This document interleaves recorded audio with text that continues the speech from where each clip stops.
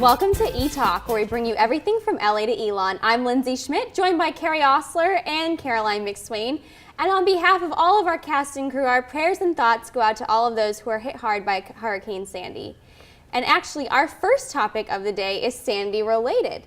So celebrities were also affected by Sandy. Mm-hmm. You know, Jimmy Fallon hosted his nighttime talk show by himself, no studio audience. Mm-hmm. David Letterman did the same thing. And Rosie O'Donnell also tweeted pictures of her backyard. Right. So how do you guys feel about how celebrities handled the whole social media and Sandy or media and Sandy? Well, I think what was very interesting was a lot of celebrities live in the New York and on the beach sides of New Jersey, New York, Staten Island, Long Island. So a lot of them were actually personally affected by this. And it wasn't like something where like Katrina, not many of the celebrities living in LA or New York were affected. So this was something that also affected celebrities and kind of brought them down to the personal level of their audience, which I think was really great. And it kind of, helped them connect to people on a deeper level. And when they were reaching out to help, people felt more personal with them. I have to disagree. I thought it was a little bit hypocritical. These celebrities, great, you want to send out tweets, about Sandy. That's awesome. But why don't you get off your computer, get off your iPhone, and do something about it? Why don't you go work with your own two hands and offer some relief to these people who are in a lot of trouble and going through a really tough time? That's something that bothers me a lot. Celebrities will tweet as if they're going through the same problems. And yes, the hurricane is affecting a lot of people, but those people don't have millions of dollars to, go stay in a hotel or go somewhere else. I don't know, it's a little demeaning to me for those celebrities to act like they're on the same level as those other people. I think they do have the power to bring more attention to the issue. When they tweet about it or when they say something on TV, more people pay attention if it affects the celebrities too. But everybody knows about the hurricane. It's not some sort of event that's not already in the news. I mean, it's a natural disaster. People are gonna know about that whether it affected Beyonce or not. Correct, yeah. And one person who was affected by it, President Obama actually canceled 2 of his campaign rallies so he could monitor the hurricane from Washington, D.C. And with the election coming so close, do you guys think that this will help or hurt his campaign? I think this will definitely help. I mean, it shows that he's doing his job. I mean, yes, he is running for president again on Tuesday, but his main job right now is still being the president until January. And I think this is very honorable of him to cancel the campaigns and take a step back and notice that this is what is the most important thing for our country right now. Even though he may be canceling the campaigns to focus on this, it's all a big game. He's doing this because he wants to look like a man of the people. That's sort of his, his main ploy, is that's what he wants to be. He wants to be relatable. And so I think by taking a break sort of on the campaign, he's not really. He's still being very strategic in saying, I'm going to sympathize, I'm going to take a break to focus on this, but really this will probably help me in the long run. I don't think you can fault him for that because whether you're Democrat, Republican, Independent, any candidate would do the same thing. Right. And I think in this situation, no matter what, he still has to do his job and people are going to spin it anyway to make, if you're up against him, to make it look like he's just doing it for himself, or if you're for him, you're saying, oh, wow, this is so great. Right. So I think no matter what, people are going to take different ways, but I think it is good that he's standing by the country. It is a good move, and I don't want to belittle that, but it's not without motive. Okay, fair enough. Well, after the election, moviegoers will actually get the chance to see the end of the Twilight Saga, Breaking Dawn Part 2. I'm so sad. It's coming out November 16th. It's based off the hit novel series by Stephanie Meyer. Are you guys going to go see it? Obviously. Midnight premiere. We were there last year. I'll be there again this year. I will be there. Maybe in costume. I'm not going to go as far as costume, but I definitely will be there. I have to say, the last midnight premiere that I went to for Breaking Dawn 1, I sat in the theater when it was over and was stunned. It was so good. My jaw was open, and I'm not one for all this vampire hype. Honestly, Frank and Weenie, that makes me want to vomit. I do not watch any of those other TV shows, True Blood. Right. But this is what started it all. Right. This is what started the whole vampire craze. Yes, this was the original.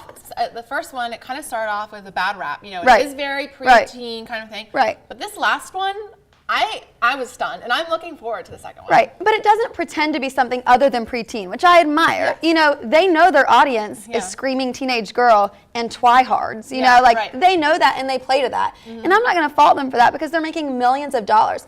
I think this movie will make even more because of all the stuff that's going on Right. with Kristen Stewart. More and than our the last cast. Harry Potter. Right. I think so. But I'm a little know. biased because I'm a big Twilight fan. So I'm a little biased. But I think this one is going to rake in the big bucks for sure. Okay, we'll see what happens. I'm not so keen on it, actually. I think that the writing in the book is... Lindsay. Well, first of all, the writing in the book is horrible. Yeah, But it's you look at the entertaining. grammar. It's entertaining. I think the writing, it's geared towards a preteen. Right. You know, it's not Harry Potter, which is geared Right. towards everyone. Right. And Bella has no personality for a reason. Yeah. But while Bella and Edward will continue to fight to protect their child, Octomom runs the risk of losing her kids.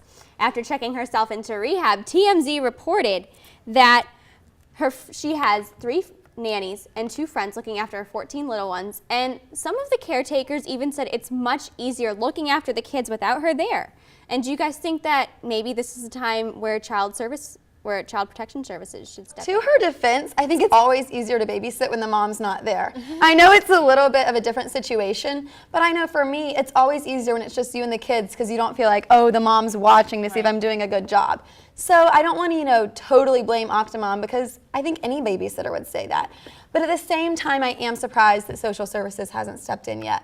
The whole Octomom thing sort of confuses me, and I feel conflicted about the whole ordeal. But I don't think that comment is that big of a deal. I think what's going to happen is going to happen with or without the nannies making this sort of statement. I am very intrigued by Octomom. Yeah. So I've actually done a lot of research on her and kind of kept up with her throughout the years. And I've actually watched a few documentaries and everything. And after that, I cannot stand her. Really?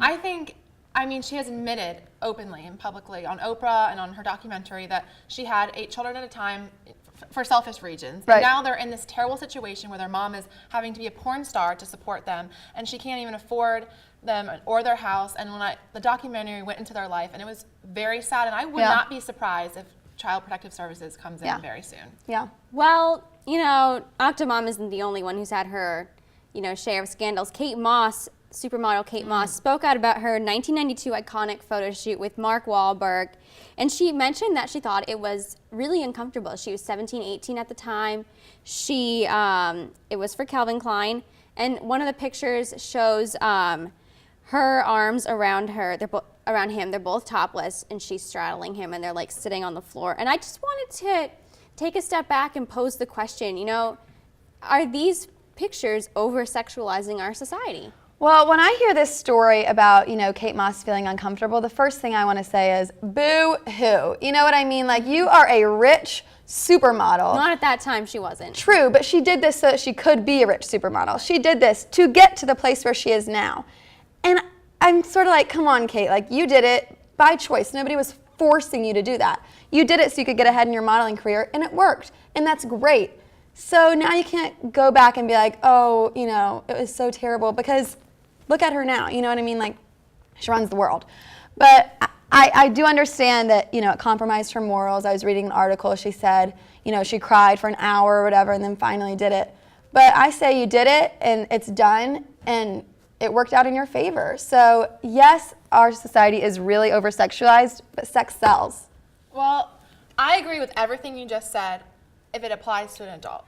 Right. I agree that Kim Kardashian should have the rep that she has because she had a sex tape when she was in her 20s. Right. I agree that is absolutely terrible, and she complains about it. But boo-hoo, you're an adult, and now you're famous. Right. Whereas Kate Moss, I was reading the article, it started when she was 16. She was being asked to do topless photos, and 16, 17, 18. That is way too young for these young, thin models to be posing with 30-year-old men in a sexual position. I think it's fine if you're a 20-year-old model, if you're 30, but if you're underage, I think that is sending the wrong message to other girls who are aspiring to be models and look at them and say, wow, at my age as a 15-year-old aspiring model, this is what I need to do to be famous. And I think that is sending the wrong message. But then as a responsible adult, Kate Moss should have said, or not as an adult, I guess as a child at the time, should have said, no. I don't want to put that image out there, especially if I'm going to complain about it later on, and should have said no and stuck to her guns. But I mean, again, she was underage, and you can't expect that, her saying that to someone who's older. I mean, Well, guys, that's all the time we have for today. Make sure you stay tuned because we are bringing you some of Elon's award-winning poets.